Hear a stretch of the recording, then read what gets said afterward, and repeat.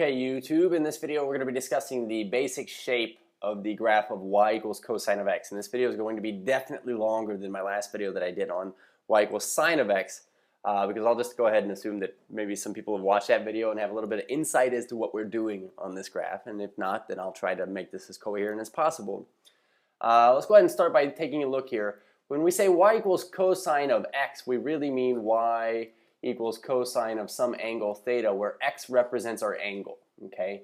And so what I'd like to do is this. With all of our angles here, we're going to be going up by pi-4 radians increments. In other words, we're going to be going up by 45-degree increments, starting at an angle of 0 and going up to 360 degrees, okay?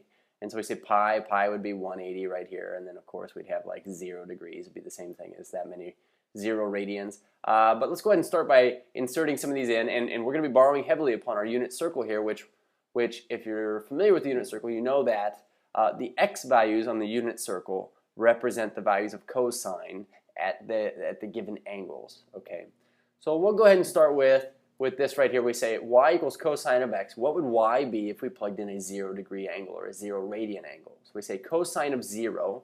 Let's go over here to our unit circle. We say it's 0 degrees or 0 pi radians. We have a cosine value of 1. So we say in this case we would get an output of 1. So plugging in pi-4 now, which is the same thing as a 45-degree angle. Okay, 45-degree angle. We say going up pi-4 radians, we say the x value here is radical 2 over 2. So we get radical 2 over 2, which I'll write this one time, but is approximately 0.707 for our purposes. Okay, and so we say pi halves, which is 90 degrees. 90 degrees, what is the cosine of 90 degrees? Okay, well the x value at 90 degrees would be 0. So we say, okay, so we're down at a height of 0 when we plug in pi halves into our cosine of x. What is the cosine of 3 pi-4, or 135 degrees on our unit circle? Let's go take a look here. 135 degrees, no. The x value this time is negative radical 2 over 2. So negative radical 2 over 2 would be the same thing as like negative 0.707. Now pi radians are 180 degrees. If we plug that into cosine of x, what is the cosine of 180 degrees? We get an x value of negative 1, an x value of negative 1. Okay, so that's our output. When we plug in now 5 pi-4, which is the same thing as 225 degrees into our cosine of x, with the cosine of 225 degrees would be negative radical 2 over 2, because it has an x value of negative radical 2 over 2. So we say negative 0.707-ish. Okay. 3 pi halves, or 270 degrees now, 270 degrees. Cosine of 270, so we'd rotate 270 degrees and say, here's my x value. It would be 0. Okay, so 0. 7 pi-4, or 315 degrees on the unit circle. We say, all right, rotate 315 degrees, or 7 pi-4 radians. We have an x value of positive radical 2 over 2, so positive 0.707. And then 2 pi. 2 pi is going to be the same place as where we started, which is 0 radians. It's going to have the same value there, so we say an x value of 1. So the first thing I'll point out is this. It took us 2 pi's worth of input from 0 out to 2 pi to get from a height of 1, go through a whole cycle of values here, and then get back to a height of 1. So we're going to say that the period of this graph, the period of the cosine graph is 2 pi, because that's how much worth of input or x values we have to stick in. Or if you look at the unit circle here, that's how far I would have to rotate before I would get back to where I started.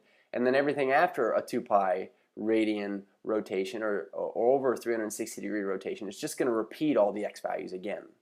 So that's why we typically say we'll go through 2 pi's worth of rotation when we graph cosine, is because that's all it takes to assume all of the y values, or x values that it needs.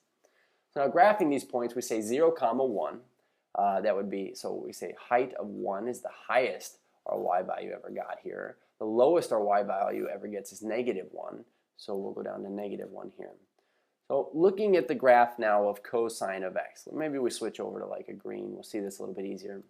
We'd say, okay, so 0, 1 was on our graph, so it starts up here in the air. At pi-4 radians input, or 45 degrees, we were at a height of about 0.7071, which is about right here. Then at pi halves, you see over here, pi halves is the height is 0. At 3 pi 4, so 135 degrees, we're now at a height of negative 0.7071. And at pi radians, we made it down to a height of negative 1. Okay. 5 pi fourths, if you look at the table on the left there, we're back at a height of negative 0.7071. At 3 pi halves, or 270 degrees, our cosine value is 0. And we 7 pi fourths, if you look on the table on the left there, we were at a height of 0.7071, is about right here. And then at 2 pi, we made it back up to a height of 1. So you'll notice that cosine is a wave function because it looks like a wave. Okay, a wave. We're going to indicate some things about this graph, starting with this. It has a minimum value at 1, and it has a maximum value at positive 1. So we say the amplitude of this graph, amplitude is 1. The reason why is because we have a formula for amplitude. Remember, amplitude is equal to 1/2 the absolute value of the maximum minus the minimum. In this case, we said we had a maximum value of 1 minus a minimum value of negative 1. It's absolute value. So it's half of the absolute value of 2, and so we get 1. That's the very formal definition of amplitude. And we say its period was 2 pi because that's how much worth of input values on our x-axis here. It took us to go through all of the y values and come back to a y value of 1. Started at a height of 1, went down, down, down, up, up, up, came back to a height of 1. So this is the basic shape of the cosine graph. You'll notice that this is slightly different than the sine graph, but they're very similar in that they both have amplitudes of 1. So I'm going to overlap the sine graph here. Sine graph started down at a height of 0, came up through here, went up, up, down, down, and then below the x-axis. Oops. And then back to a height of 0. So whereas cosine goes up, down, down, up, the basic shape, the sine graph goes up, down, down, up. The basic shape of cosine in green here is it starts up, heads down, down, and then up and up again. Okay. So we say this is the basic shape of cosine that we would like to memorize. Okay. And just to kind of illustrate this here, we'll go over to this graphing utility. What you'll notice here is this. I've got an angle that I can rotate around here, and since cosine on the unit circle here deals with x values, the x value of this point on the terminal side, I'm highlighting how far it is out in terms of x. So at a 0 degree angle, you'll notice that our x value, the x value of this point is 1. So when I look at, say, at my sine or my cosine graph here, okay, since the cosine of 0 is 1, then when we plug 0 in, an x value of 0 in for cosine, we get cosine is 1 at 0 degrees. So this is y value is up at a height of 1. When we go to a 45 degree angle, okay, 45 degree angle, you'll notice that the cosine of 45 degrees is about this x value here. So on my cosine graph, when I go out to pi fourths, which is right here, okay, this is 2 pi out here, and these are pi fourths increments, right there, these tick marks. We say my graph at pi fourths was at about that height, because that is the cosine value of this angle. So now when I get to a cosine of 90 degrees, the x value at 90 degrees, okay, on my unit circle, you'll notice that there is no x value there. So when I get out to 90 degrees or pi halves radians on my graph, it's at a height of 0. Going out to 3 pi fourths, it's a height of negative 0.707. Okay, but there's my 3 pi fourths angle, and you'll notice that this height, this length here represents the height of my cosine graph at that point. And then, you know, going out to an angle that is at pi radians or 180 degrees, you know, the x value here is negative 1, the cosine value is negative 1. So the height of my cosine graph is 1 below the x-axis. And again, cosine is a periodic function. That is, it just repeats itself over and over and over and over and over again. So it's just going to keep, oops, that's not what I wanted to do. Let's get this back to 1 if I can. Oh, yeah.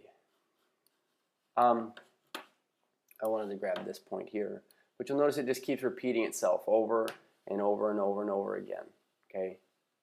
But basically what we're saying is on the unit circle, if you were to keep rotating through larger and larger angles, the x values just keep repeating themselves over and over and over and over again. So that's why we would say if, you know, we were to choose some random point on this graph, let's say at 3 pi halves, what would the period of this graph be? Well, how far would I have to go from 3 pi halves to have it go through one full cycle, up, down, up, and come back to where it started? From 3 pi halves to 7 pi halves, that has a total length of 4 pi halves, which is the same thing as 2 pi. So that's why we say the period of this graph is 2 pi, 2 pi. And the amplitude is 1 because it goes one above its center line and one below its center line. Okay?